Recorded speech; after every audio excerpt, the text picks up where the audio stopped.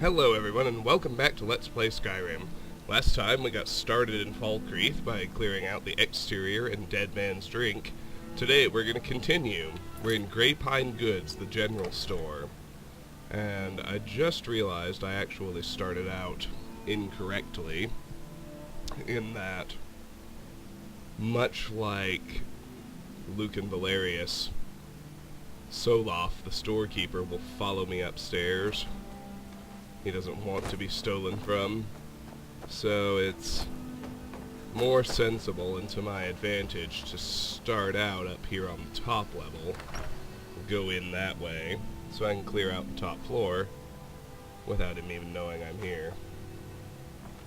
I still don't have the silence perk for sneak, so gotta hold down that shift key. Look around all you want, but don't try anything funny.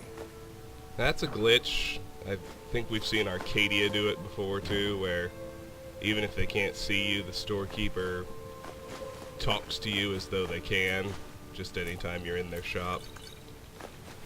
Let's just finish this. No Hey, big you deal. planning to steal something? Don't even think about it. Oh, if only he knew half of it. I'm planning to steal everything, Skippy.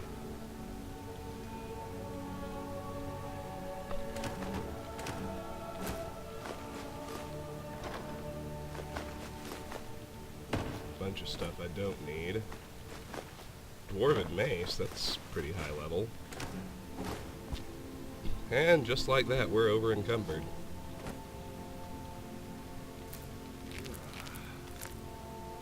You should go ahead and steal now. There's no making friends with Soloth outside the investor perk, which we won't be getting for a long time. A really long time. I mean, there's no favor or quest you can do for him or his brother that makes the stuff in the store free to take. Let's just get all the stuff. Nothing useful so far, but I do expect that Soloth is going to be able to sell me a new pile of goat horns, which, as you know by now, I do need. Let's get all the stuff out of here. All the stuff off the counter, while he obliviously stares ahead. Can I get you something? Let's pick his pocket, too. Alright. Well met. Unlike my brother, I've no dislike of strangers. Met lots of them while I was a Stormcloak. Looking for something? What do you need, stranger? Can I get you something? You mentioned a brother? Who is he? His name's Bolin. He's the one who works the lumber mill down by the river. If you meet him, don't expect much in the way of conversation. He ain't one for talking. Especially with folk he don't know. You're a Stormcloak? I was once, but not anymore. I was wounded in a skirmish up near Windhelm. This was years ago, mind you. Now maybe I don't pick up a blade in Ulfric's name no more, but I still hold with his ideals. Skyrim is Nordland, and we ought to rule it. We don't need no help from the Empire on that count. Alright, what have you got for sale? Some may call this junk. Me, I call them treasures. I think I'll go ahead and offload what I can. But what I'm really interested in is his pile of goat horns. He has 13. Well, that's great news. I need 64 more, so subtract 13 from that list. Number drops to 51. Let's buy those off of him.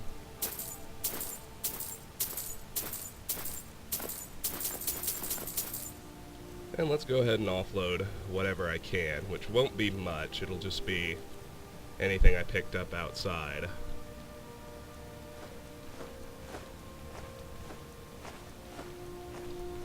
I still haven't done the gather wheat favor for the for the farmers. So I think I'll just hold on to one board. That should take care of it.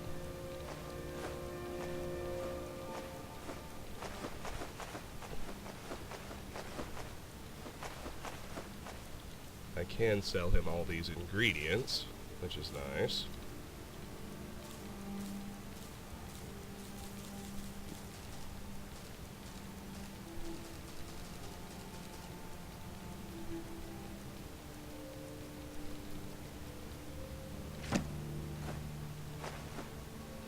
Okay.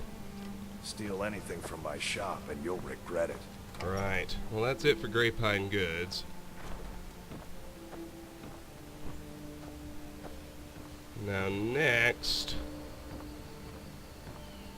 Next, logically, would be Laud's house, but I'm going to hold off on that for a little bit.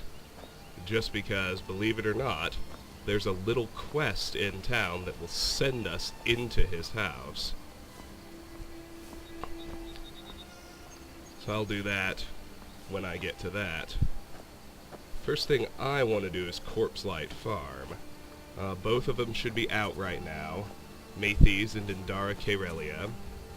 I can sell them a gourd or a potato or a cabbage, anything they're farming, and that will suffice to make friends with them. But you might also remember they were the ones attending the funeral, and they're going to kick off. Speaking to them is going to kick off another much bigger quest than any piddly little favor. He's really guarding his ale with his life. Alright, Mathes. Get back here, dude. A sad time. That's all he'll say, but let's go ahead and say I have potatoes to sell. Honest pay for honest work. Alright, the gather wheat favor is now done for Mathes. I have cabbage to sell. Honest pay for honest work. I have gourds to sell. Honest pay for honest work. Let's do the non-quest questions first. Is this place always so gloomy? Yes, and I couldn't tell you why. My wife and I think there's some dark magic at work. Or perhaps Arkay's influence is strong here, and he likes to keep it this way. Why does the town have such a large cemetery? The cemetery is ancient. It's been here longer than the town. I'm no scholar, but I know that a lot of battles have been fought here over the course of history. After each battle, more dead were buried, and the graveyard got bigger. I heard it's now the biggest graveyard in Skyrim. And let's kick off the quest, and then he'll give us one-liners. Who died? Our daughter. Our little girl. She hadn't seen her 10th winter. Who did this? Sinding. Came through as a laborer. Seemed like a decent man. He's stewing in the pit while we figure out what to do with him. If you've got the stomach to look at him. What could drive a man to do something like this? Started. Ill met by moonlight. Speak to Sinding. How did she die? She was... He ripped her apart. Like a saber cat tears a deer. We barely found enough of her to bury. I just don't understand what kind of man does that. Ill met by moonlight. There are stories in Falkreath of a strange vagrant who savagely killed a little girl. Good to see you again, friend. Indara and I like to keep to ourselves and run our farm. Runel has been a true friend to my wife and I in our time of need. My wife, Indara, has a gift with animals. It makes her a better farmer than anyone I've ever seen. This war isn't needed. Imperials like my wife can be hard to handle, but we Nords could work with them. I should know. I don't know if the war is Arkay's will or man's, but it's none of my doings. Indara and I like to keep to ourselves and run our farm. That's it for him. His wife, I'm not sure where she is. She might be inside the house. She might be down at the cemetery. Regardless, I'm going to go ahead and clear out the farmhouse now. Because we're friends. Speaking to Sinding, once you start Ill Met by Moonlight, it's in your best interest to immediately drop everything else and complete it. And I'm not quite ready to do that yet. I want to clear out the rest of Falkreath first, so I won't talk to Sending until after I offload and I'm ready to move on. Let's get moving now in here. All this stuff is free to take, which is always nice.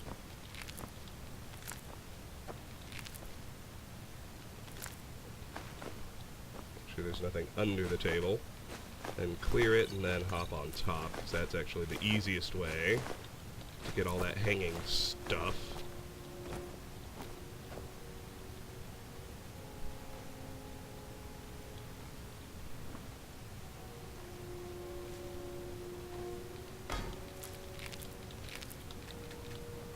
There we go.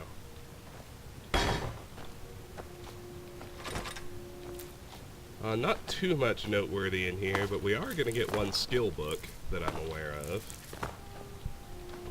It's hidden here in these shelves. Behind some old familiar stuff, we find Racial Phylogeny, a restoration skill book. A restoration raised to 52, which is awesome.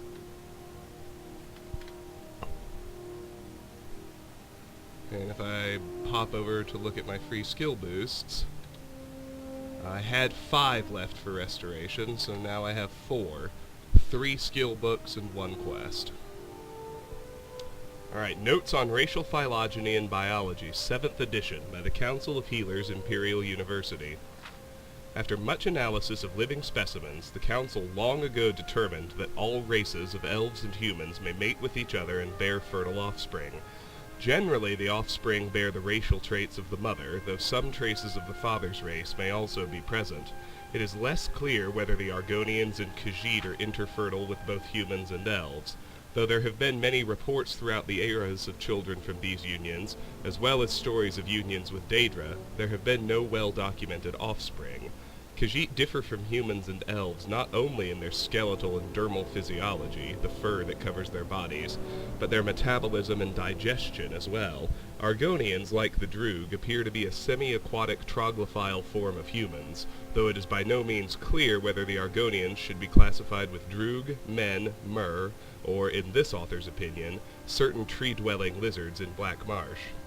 The reproductive biology of orcs is at present not well understood, and the same is true of goblins, trolls, harpies, Droog, Saeski, Imga, various Daedra, and many others.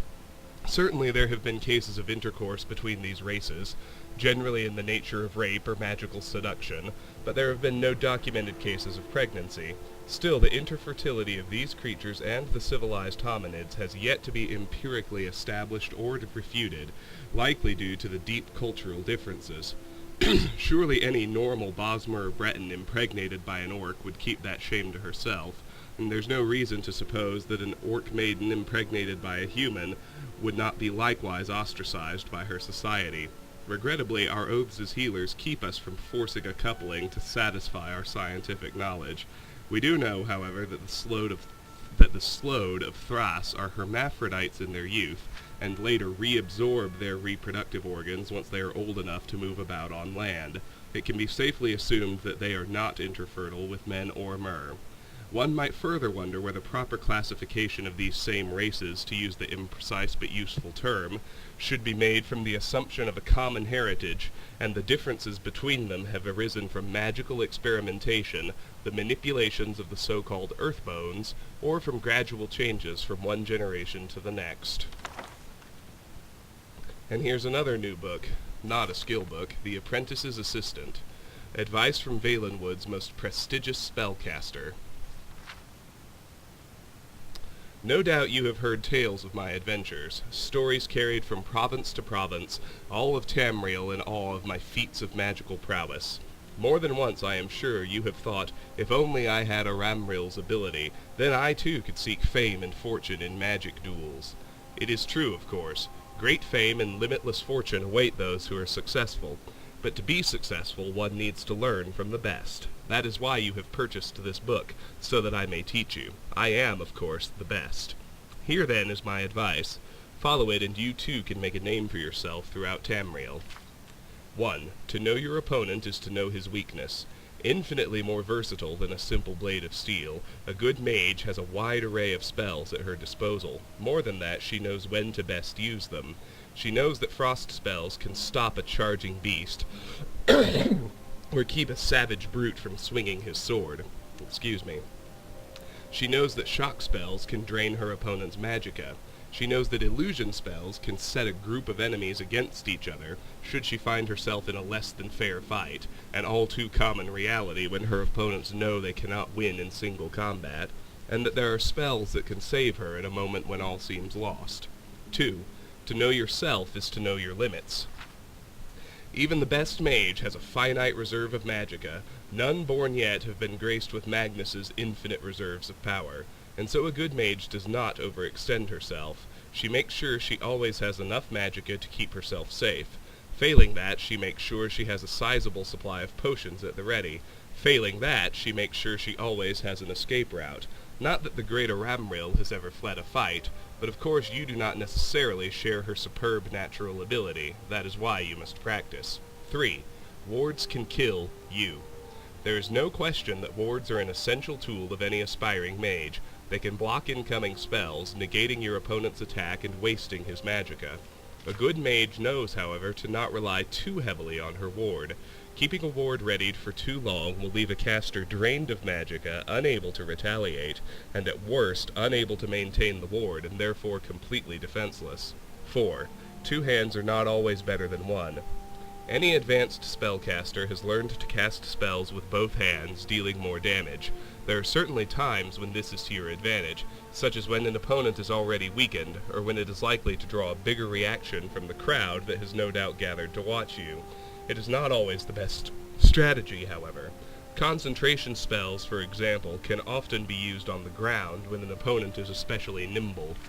In that instance, using both hands independently can cover more ground at the same time.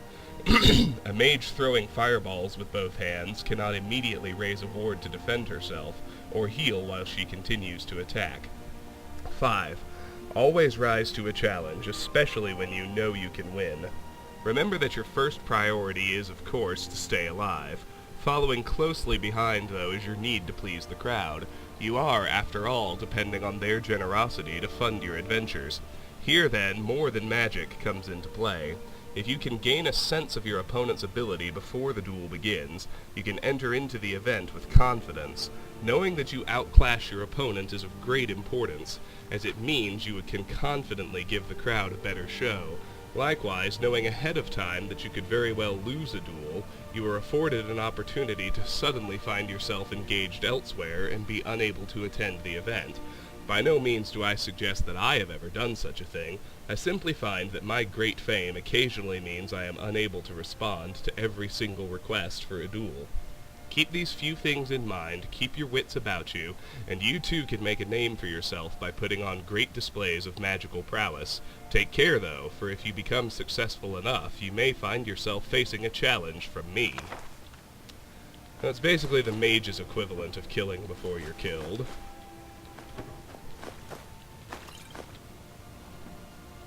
Let's just keep looting.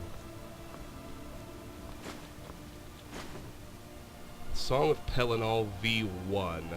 Pretty sure we've read that one already. Yes.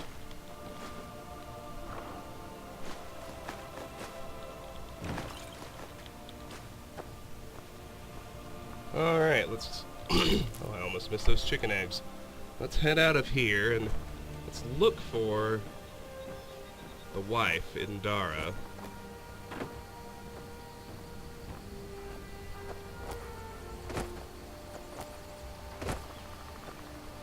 Now, both, the Hall of the Dead would be the next logical place, just going along the left side here. But, like Laud's house, there's a quest from Dengir's house that will direct us there. So, I'm just making sure Indara isn't there to satisfy my OCD. I would wager that it's more likely she's at, Dead Man's Drink. Let's go take a look there.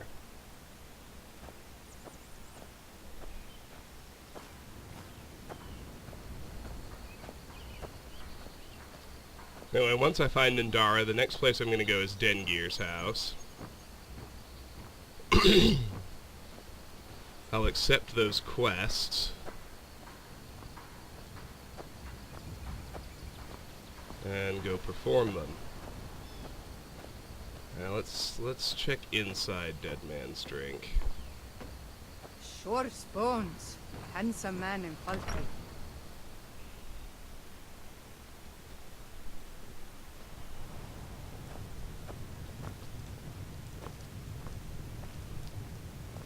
Well, I got lots of people in here, but no Indara. That's okay, though. Two of these guys live in Dengir's house. That's Dengir himself, and this is Thadgeir. I'm going to pick their pockets and talk to them. And this third fellow is Runil. He's the priest who lives inside the Hall of the Dead. Don't even think about it. I'm going to pick his pockets, too. Alright. First things first, let's talk to Thadgeir. Unless you intend to bury someone, this isn't the place you're looking for, traveler. Falkreath was once full of wanderers and warriors like yourself. Those were better days. Skyrim's history of war is well documented here in Falkreath's graveyard. My brother Dengir can be difficult. Take his words with a grain of salt. Unless you intend to bury You said someone, something this about a isn't- burial? Falkreath is known for its graveyard, traveler. We've buried more dead than you can imagine. I just finished giving my own war companion Barrett a proper burial by fire. Old Hardhead hated the idea of being lost cold in the ground. Could you deliver the ashes to Runil, the priest of Arkay? He'll know the right blessings to make for Barrett's soul. I'd be honored. Thank you. Till next time. So that's easy. Deliver Barrett's ashes to Runil. You want to know just how easy it is? Runil is right here. Ghost is responsible for the cemetery here in Falkreath. I take care of the shrine. War is not new to Falkreath. You have only to stand in our cemetery to see that. Dengir deserves more respect than his nephew, Jarl Siggeir, affords him. Oh, you talk and you lie and you drink all our mead. Now I think it's high time that Without you birth, lie down. there is no life. Without death, there is only stasis. Such is the truth of Arkay. Ghost is responsible for the All right. cemetery here in Falkreath. I take care of the shrine. First, I have a delivery from Thadgeir. Ah, Barrett's ashes. He was a good man. Not many warriors grow to a fine old age. Thank you for bringing this to me. I'll make sure he gets his rights. Here, for your trouble. Alright, the stuff in Dengir's house is now already free to take, but let's finish talking to Runil. Can you teach me about conjuration? There's nothing more I can teach you. He's the common trainer, so he can take conjuration up to 50. Do you tend this graveyard alone? Oh, merciful Arkay, no. I'm too old and frail, and this graveyard is too large. Ghost is my assistant. He helps me tend the headstones and keep our cemetery clean, as befits a place of rest. You're a priest of Arkay? I am. I came into Arkay's light after the Great War. So many died by my hands, my magics. I'm fortunate that Kust and the people of Falkreath have come to accept me as one of their own. Could you do an old elf a favor? I misplaced my journal in a cave I was exploring. I'll pay for its return. I'll do it. Blessing of Arkay to you for your help.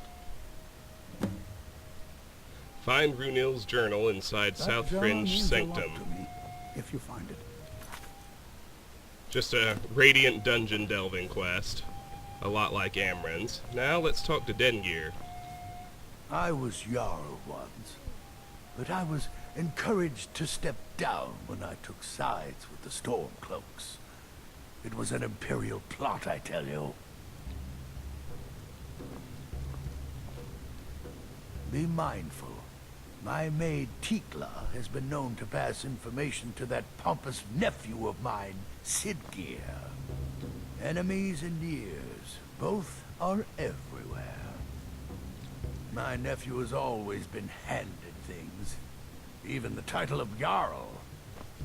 Stendar protect Falkreath until Skyrim's suns rise. The war has changed Falkreath. Even our neighbors can be our enemies. Be mindful. Alright, you said you were the Jarl once? Aye, not so long ago. Some will tell you I stepped down on account of my old age. Truth is, I found out about all the Imperial spies crawling around Falkreath. A few well-placed bribes, and they bought themselves some friends. Suddenly, the nobles are calling for a new Jarl. And all the while, their pockets are jingling with the sound of Imperial septons. They named me Thane. They got my nephew Siggeir in my place. A real friend to Cyrodiil, that one. You say there's a plot against you? Well, not against me, against all of Falkreath. Those Imperial bastards are spying on every one of us. Last night I saw Laud the blacksmith writing a letter. Probably sending word to Solitude and General Tullius. Are you loyal to Skyrim? Break into Laud's house and get that letter. It will be done. Good. Steal the private letter for Dengeir. That's a little Radiant quest called Some Light Theft. It's all over this town. It appears in various towns for various people. Still haven't found Indara. But now we're set to clear out Dengeir's house.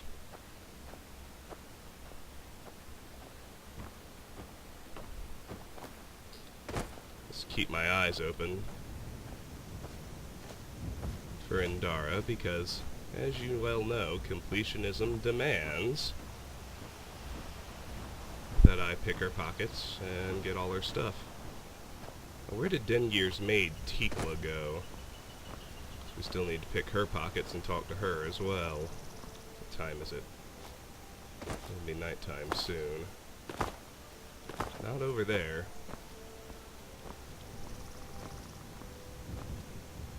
It's alright. Let's check inside the house quickly, just to see if Indara's there. Nope, still no sign of her in here, but I guess we can come back at night and find her that way. If we don't see her beforehand. Let's just mate these in the guard. Alright, let's do the inside of Dengeir's house.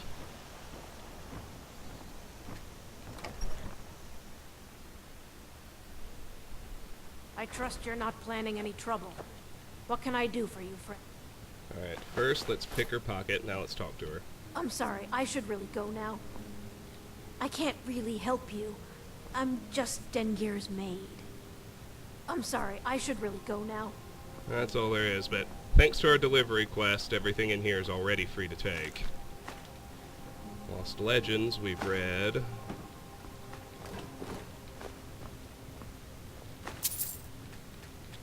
Come on, there we go. I can't really help you. I'm just Dengeir's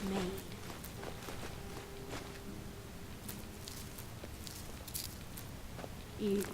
Yes?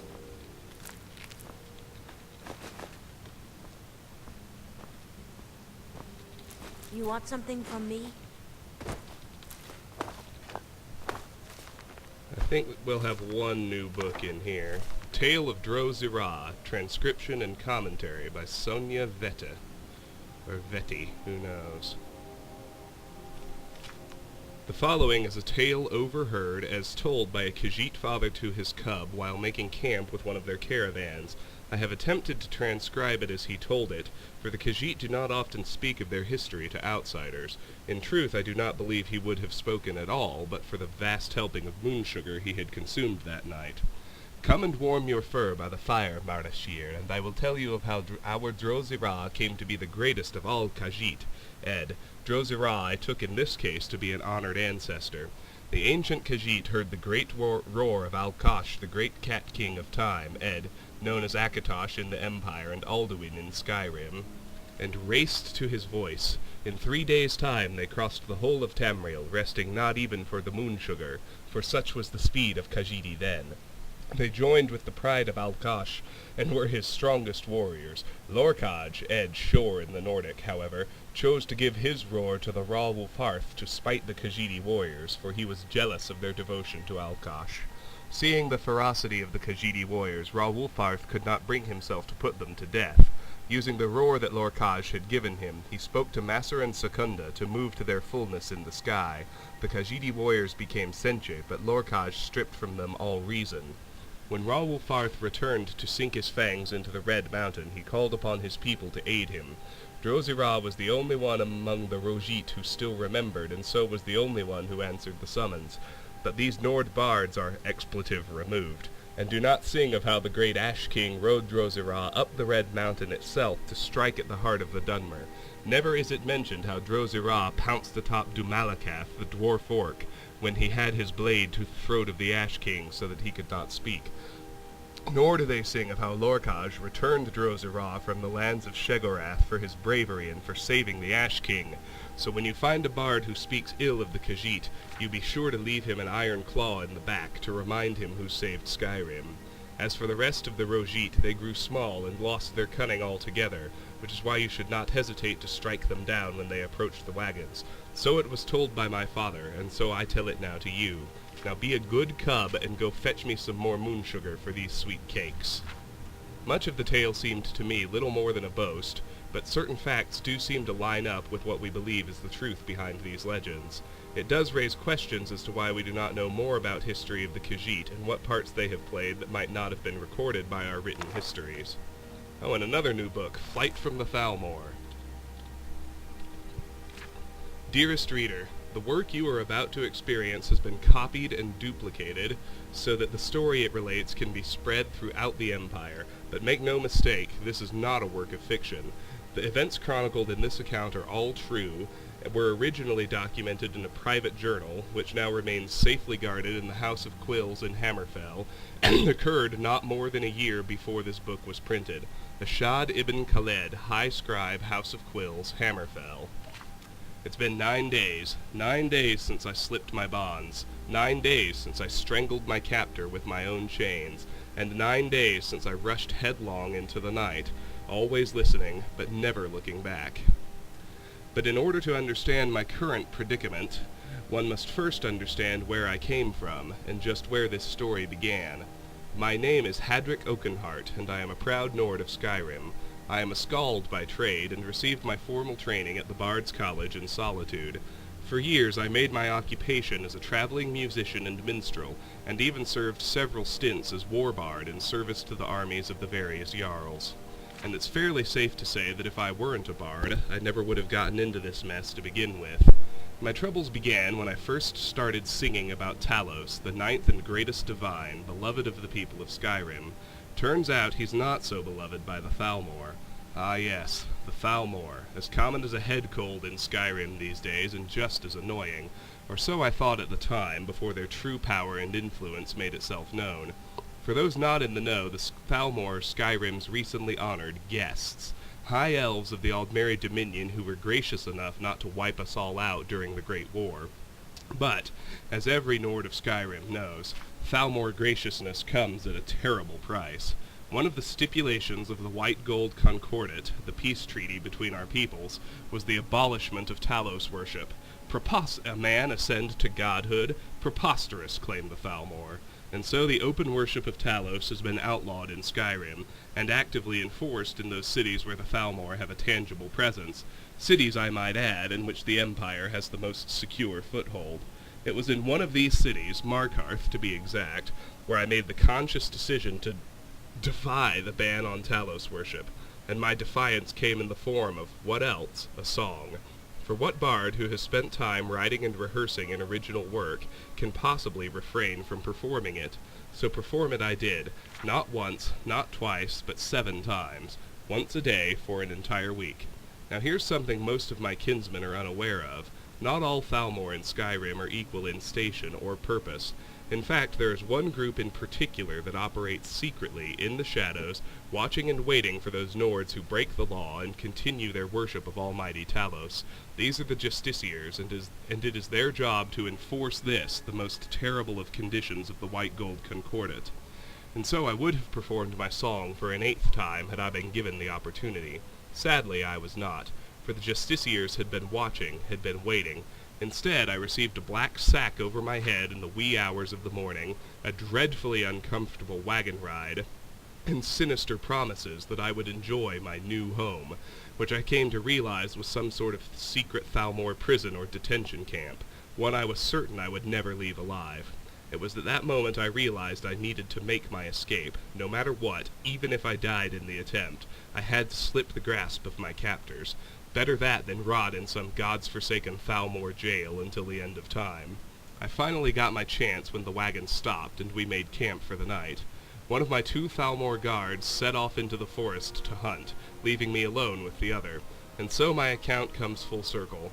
It is now 9 days later, and in that time I have realized the true extent of my foolishness.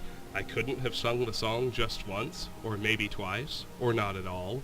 I couldn't have swallowed my stubborn Nord pride and realized just how much power and influence the Thalmor truly have over the Jarls. No, I could not.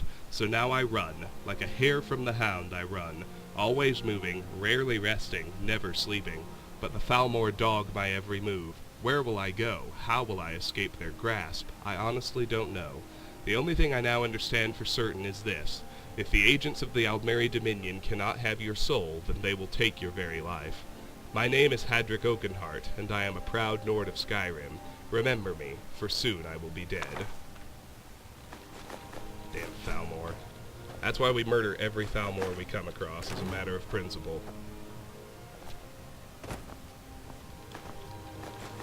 Anyway, let's just keep looting. I don't think there's anything particularly valuable to find, despite Dengir's seeming to have a reasonable level of wealth.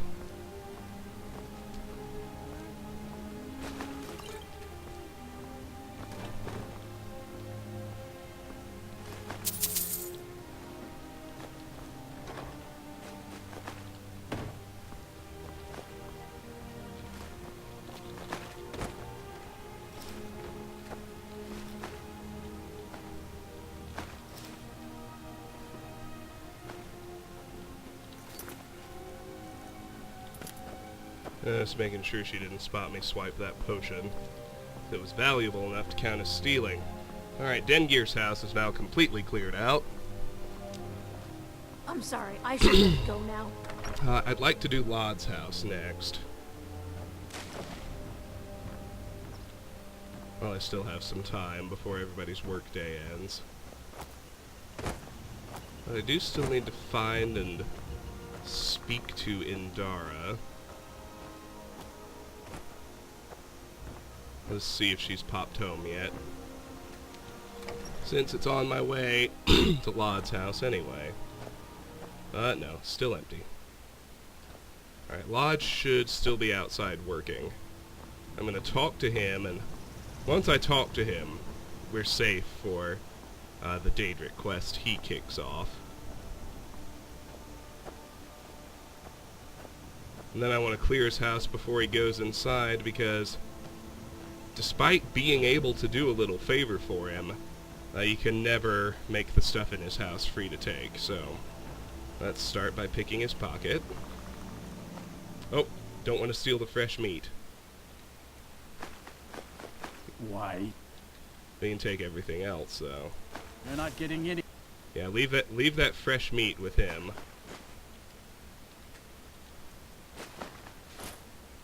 Alright, now let's talk to him. Did you see a hound on the road? Fine, strong creature that's been wandering near town. The guard at the gate mentioned a dog. I asked the gate guards to look for him.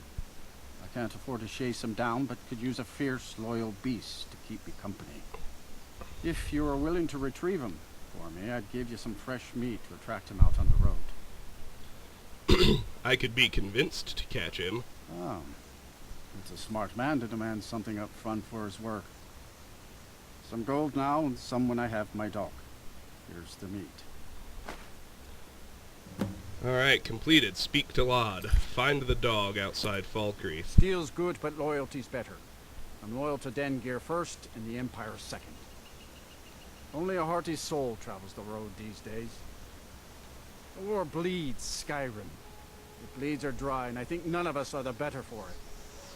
The men and women joined the war. They travel far on these roads to spill each other's blood. Falkreath's warriors always return, one way or another. Only a hearty soul. Sounds like travels the loyalty road is these important days. to you. I was Dengeir's personal guard for years. I risked my hide more than once to protect him. Why would I do that? For money? Because I swore an oath? No. It was because he was a good man and a true friend. A true Nord places loyalty and honor above all else. Falkreath seems quiet. Only inside the gates. Much of Falkreath Hold is wilderness, and there's plenty of trouble to be had. See me at my forge if you need arms or armor. Incidentally, that's why I do not like letting Dengeir take over as Jarl of Falkreath. His paranoia has clearly gotten the better of him if he has turned on his old personal guard. Anyway, Lod's gonna come inside at 8 o'clock, so I need to steal everything out of here pretty fast.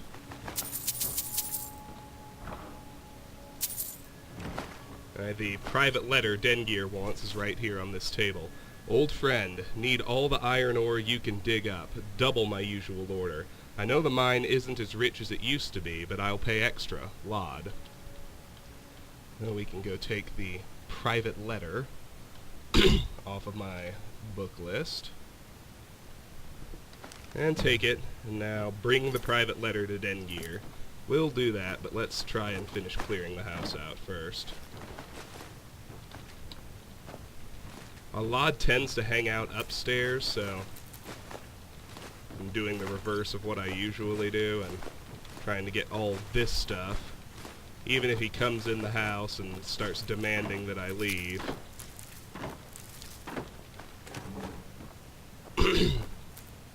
I should be able to sneak around in the basement and pick up everything that's down there.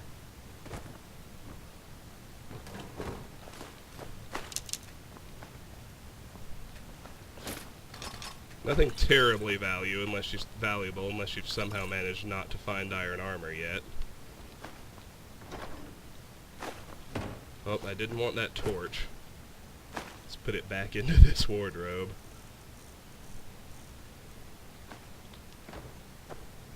Light armor forging. I think that's the third copy of that particular skill book we found. Cannot pick up that particular woodcutter's axe for whatever reason. Alright, now Lod's house is done.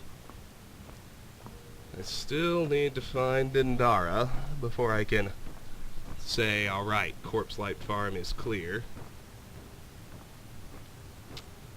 But, the next place I want to work on is the Hall of the Dead.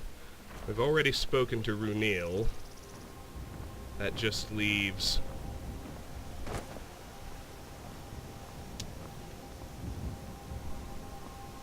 Kust.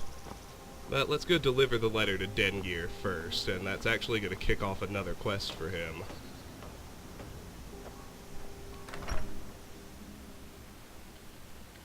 Welcome. Let me know if you want anything. Oh, here's Kust.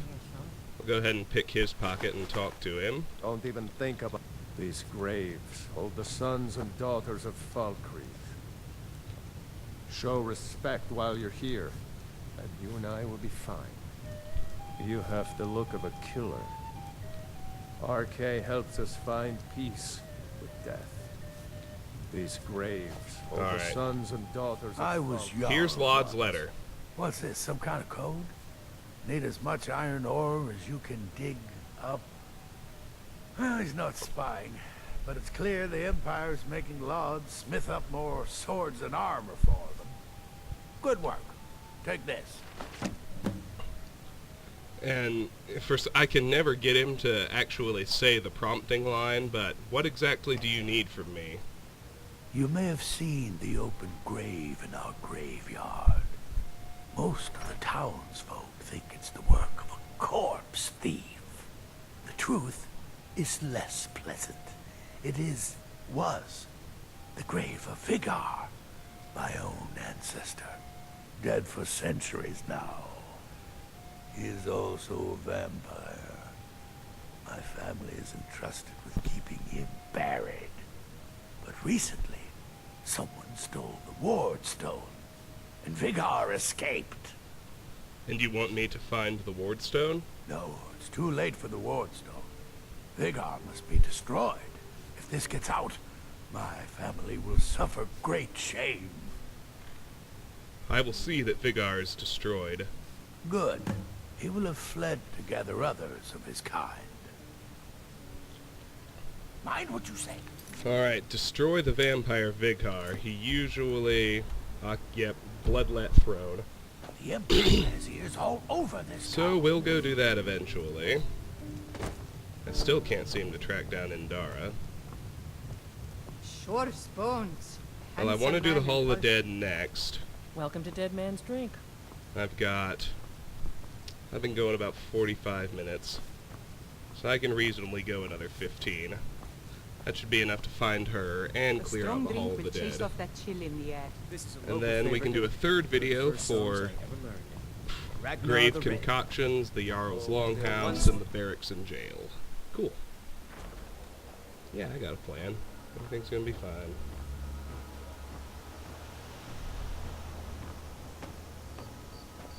A couple of things I want to do while I'm over here, though. I'm gonna get my horse. I'm gonna ride him around town. That'll speed things up substantially. But let's go ahead and see if we can find that dog that Lot is after.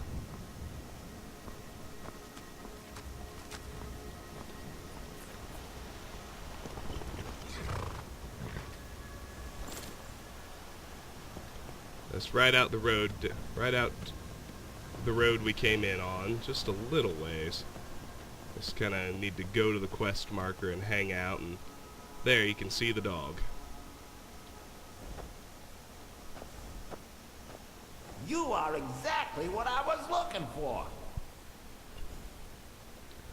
Did you just talk?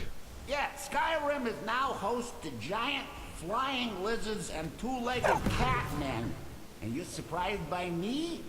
Yeah, I just talked, and I'm continuing to do so.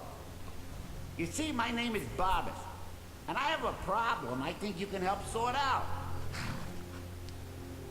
So what could a dog need help with? My master and I had a bit of a falling out. We got into an argument, and it got rather heated. He's kicking me out until I find someone who can settle our disagreement. That's where you come in. Sounds easy enough. Let's go find him. Thank you. Now, since he banished me, Vile's been rather weak. He can't manifest very far from one of his shrines. I know there's a cult that worships him at Hamar's Shame. We should be able to talk to him there. If this works out, I'll make sure you're rewarded. You just don't trust any offer he makes you, okay? Started. A Daedra's best friend. Now, Barbas is gonna run... We don't have to go with him. He's essential. He'll be fine. Barbas is gonna run to Hamar's Shame. We will meet him there eventually, but it'll be a while. But, a Daedra's best friend. I ran into a talking dog named Barbas, who said he had a falling out with his master and wanted my help. He's waiting outside Hamar's Shame. Travel with Barbas to the shrine of Clavicus Vile.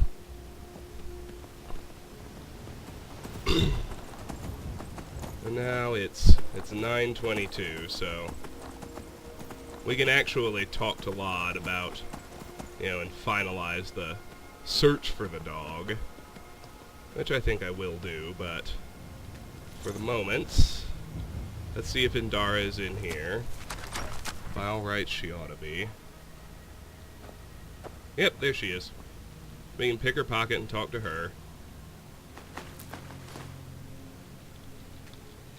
My husband Matthias and I tend Corpse Light Farm.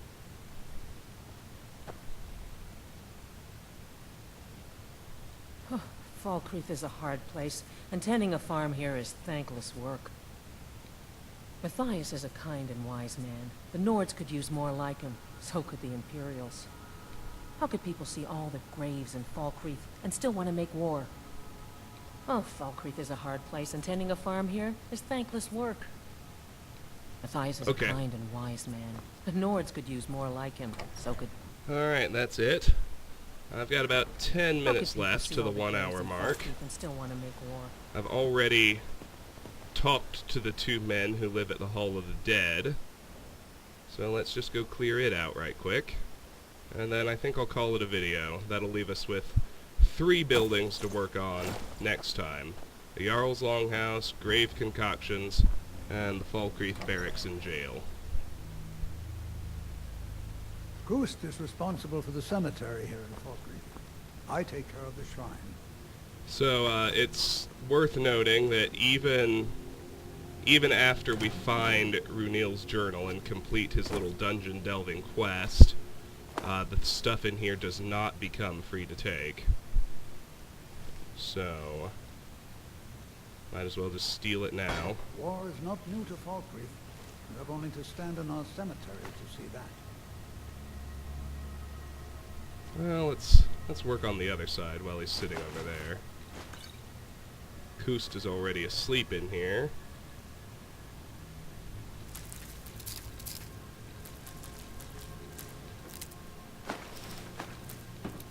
There is, if I remember right, a skill book hiding in here.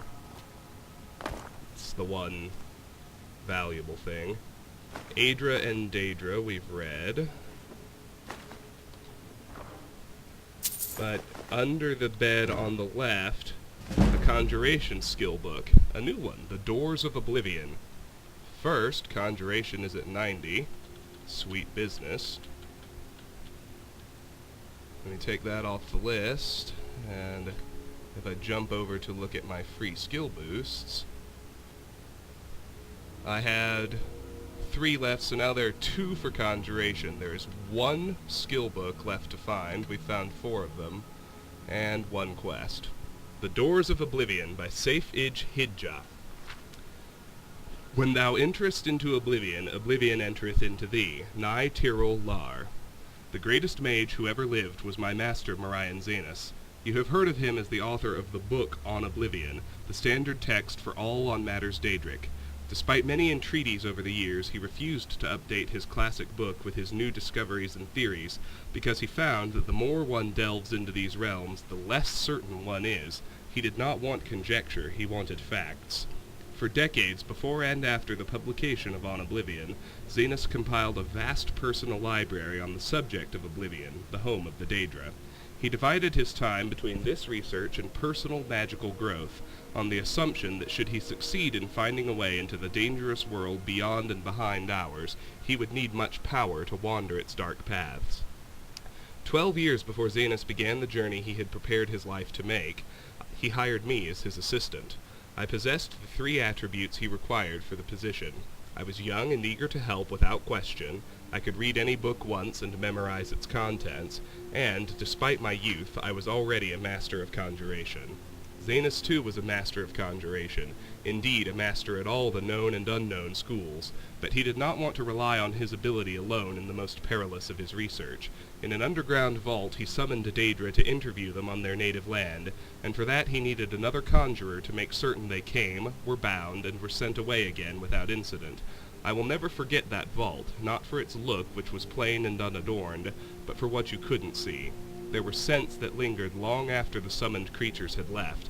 Flowers and sulfur, sex and decay, power and madness. They haunt me still to this very day. Conjuration, for the layman unacquainted with its workings, connects the caster's mind with that of the summoned. It is a tenuous link, meant only to lure, hold, and dismiss, but in the hands of a master it can be much stronger. The Psijics in Dwemer can, in the Dwemer's case perhaps I should say could, connect with the minds of others and converse miles apart, a skill that is sometimes called telepathy. Over the course of my employment, Zanus and I developed such a link between one another. It was accidental, a result of 2 powerful conjurers working closely together, but we decided that it would be invaluable should he succeed in traveling to Oblivion. Since the denizens of that land could be touched even by the skills of an amateur conjurer, it was possible we could continue to communicate while he was there, so I could record his discoveries. The doors to oblivion, to use Morion Zanus's phrase, are not easily found, and we exhausted many possibilities before we found one where we held the key. The Sigics of Artaeum have a place they call the Dreaming Cove, or the Dreaming Cave, where it is said one can enter into the Daedric realms and return. Iachesis, Sothasil, Nemetai, and many others have been recorded as using this means, but despite many entreaties to the Order, we were denied its use. Solaris, the leader of the Order, has told us it has been sealed off for the safety of all. We had hopes of using the ruins of the Battle Spire to access Oblivion. The Weir Gate still stands, though the old proving grounds of the Imperial Battle Mages itself was shattered some years ago in Jagar Tharn's time. Sadly, after an extensive search through the detritus, we had to conclude that when it was destroyed, all access to the realms beyond, the Soul Cairn, the Shade Perilous, and the Havoc Wellhead, had been broken. It was probably for the good, but it frustrated our goal. The reader may have heard of other doors, and he may be assured we attempted to find them all. Some are pure legend, or at any rate not traceable based on the information left behind.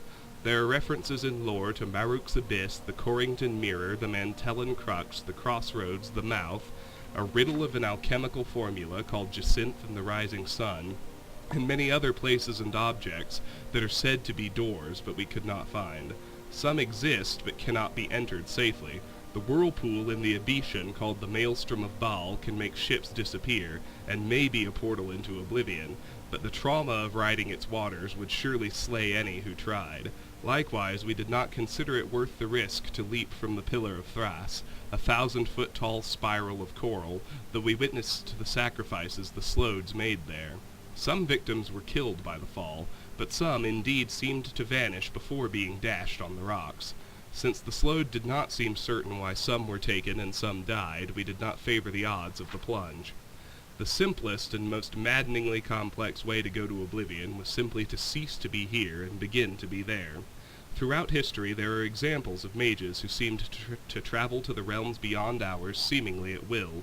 Many of these voyagers are long dead if they ever existed, but we were able to find one still living.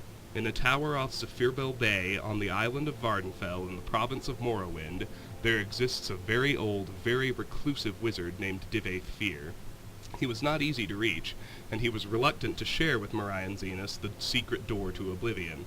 Unfortunately, my master's knowledge of lore impressed Fear, and he taught him the way.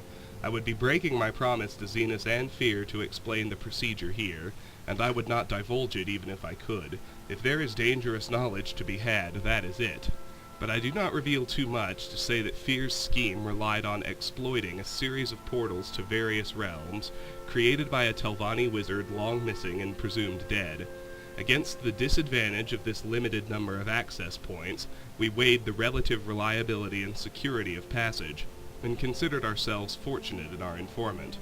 Morion Zanus then left this world to begin his exploration. I stayed at the library to transcribe his information and help him with any research he needed. Dust, he whispered to me on the first day of his voyage. Despite the inherent dreariness of the word, I could hear his excitement in my voice, echoing in my mind. I can see from one end of the world to the other in a million shades of gray. There is no sky or ground or air, only particles floating, falling, whirling about me. I must levitate and breathe by magical means. Zanus explored the nebulous land for some time, encountering vaporous creatures and palaces of smoke. Though he never met the prince, we concluded that he was in Ashpit, said to be the home of Malakath, where anguish, betrayal, and broken promises like ash filled the bitter air. The sky is on fire, I heard him say as he moved on to the next realm. The ground is sludge, but traversable. I see blackened ruins all around me, like a war was fought here in the distant past. The air is freezing. I cast blooms of warmth all around me, but it still feels like daggers of ice stabbing me in all directions. This was Cold Harbor, where Molag Bal was prince.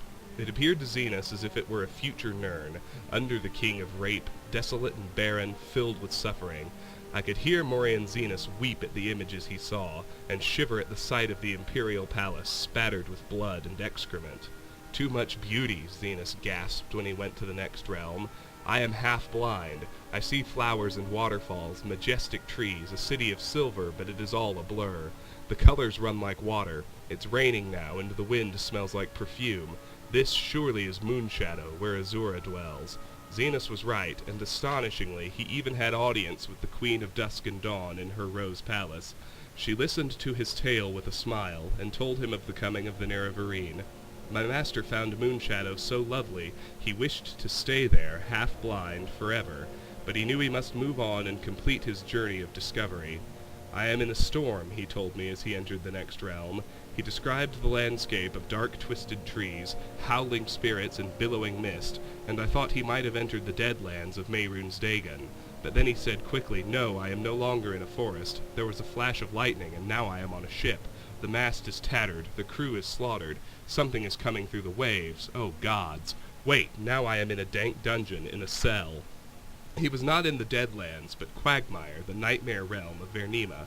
Every few minutes there was a flash of lightning and reality shifted, always to something more horrible and horrifying. A dark castle one moment, a den of ravening beasts the next, a moonlit swamp, a coffin where he was buried alive. Fear got the better of my master, and he quickly passed to the next realm. I heard him laugh. I feel like I'm home now. Morian Zenas described to me an endless library, shelves stretching on in every direction, stacks on top of stacks. Pages floated on a mystical wind that he could not feel. Every book had a black cover with no title. He could see no one, but felt the presence of ghosts moving through the stacks, rifling through books, ever searching. It was Apocrypha, the home of Hermaeus Mora, where all forbidden knowledge can be found. I felt a shudder in my mind, but I could not tell if it was my master's or mine. Morian Zenas never traveled to another realm that I know of. Throughout his visits to the first 4 realms, my master spoke to me constantly. Upon entering the Apocrypha, he became quieter, as he was lured into the world of research and study, the passions that had controlled his heart while on Nirn. I would frantically try to call to him, but he closed his mind to me. Then he would whisper, "This cannot be. No one would ever guess the truth. I must learn more. I see the world, a last illusion shimmer, it is crumbling all around us." I would cry back to him, begging him to tell me what was happening, what he was seeing, what he was learning. I even tried using conjuration to summon him as if he were a Daedra himself, but he refused to leave. Morian Zenas was lost. I last received a whisper from him 6 months ago. Before then it had been 5 years, and 3 before that. His thoughts are no longer intelligible in any language. Perhaps he is still in Apocrypha, lost but happy, in a trap he refuses to escape. Perhaps he slipped between the stacks and passed into the madhouse of Sheogorath, losing his sanity forever. I would save him if I could. I would silence his whispers if I could. There we go. Let's finish cleaning this place out now. Oops.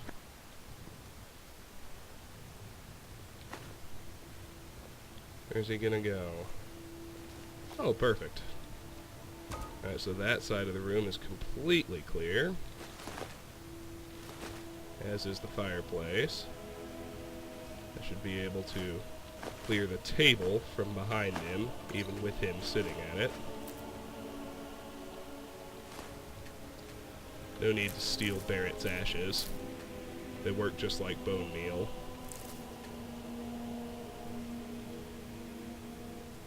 I do want that chicken egg. And I want that pine thrush egg. And I want that last garlic braid. Kust is responsible for the cemetery here in Falkreath. I take care of the shrine.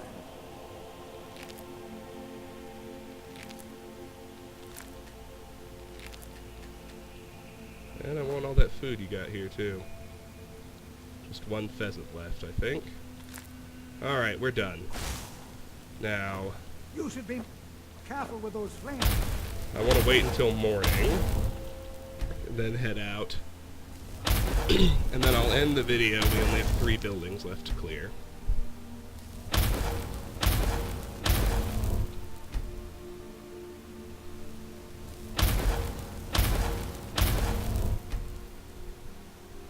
I haven't been spamming Mage Light the way I should.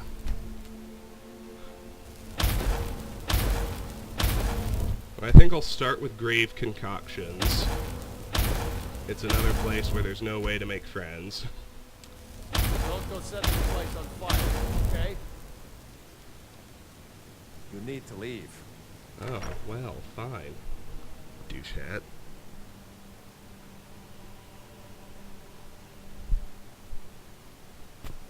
These graves hold the sons and daughters of Falkreath.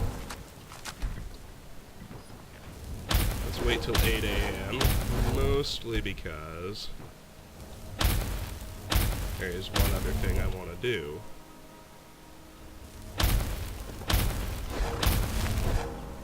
Let's ride back up to town, or, you know, the main part of town. There's Indara, standing there, creeping on her husband. I guess it's okay to creep if it's your husband.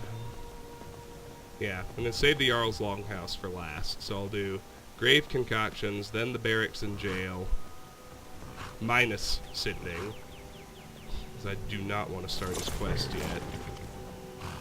Then end with the Jarl. Now let's talk to Lod right quick. Steel's good, but loyalty's better. I'm loyal to Dengir first, and the Empire second.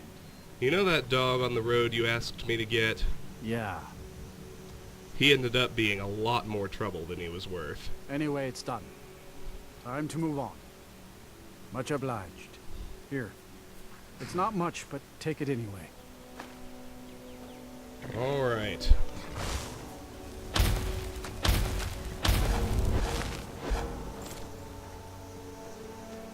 And we're nearly done. But we'll do our third and final Falkreath video next time. Clear out grave concoctions, then the barracks and jail, and then the Longhouse. So I will see you then. Until then, thank you very much for watching, and goodbye.